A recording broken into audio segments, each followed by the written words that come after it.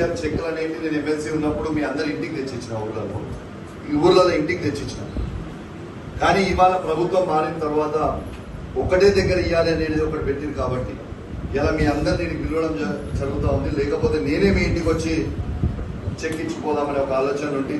కానీ వీళ్ళు ప్రభుత్వం కొత్తది వచ్చిన తర్వాత రూల్స్ పెట్టింది కాబట్టి మీ అందరినీ కూడా పిలిపించి అడుగుతా ఉన్నా. ఇది కూడా ఎందుకు చెప్తున్నా అంటే, అరే సార్ ఎమ్మెల్యే గెలవక ముందు ఎమ్మెల్సీ ఉన్నప్పుడు ఇంటికి వచ్చి ఇచ్చింది ఎమ్మెల్యే అయినాక పిలిపించుకుంటారని అనుకుంటారు. కాబట్టి మీ ద్వారా మీడియా ద్వారా మొత్తం హుజరాబాద్ నియోజకవర్గానికి ప్రజలకు కూడా తెలియజేస్తా ఉన్నాను. ఎందుకంటే ప్రభుత్వం రూల్స్ మార్చారు కాబట్టి ఇలా నేను ప్రతిపక్ష ఎమ్మెల్యేగా ఉన్నా కాబట్టి ఆ రూల్స్ ఖచ్చితంగా పాటించాల్సిన పరిస్థితి వస్తుంది. కాబట్టి మీ అందరూ కూడా పిలవాల్సి వస్తుంది.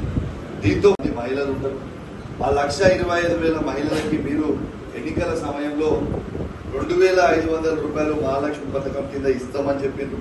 ఖచ్చితంగా ఆ ప్రతి మహిళకి మీరు 2,500 రూపాయలు కూడా ఇవ్వాలని నేను మనస్ఫూర్తిగా రేవంత్ రెడ్డి గారికి కోరుతా ఉన్నాను. దీంట్లో ఎటువంటి రాజకీయం లేదు.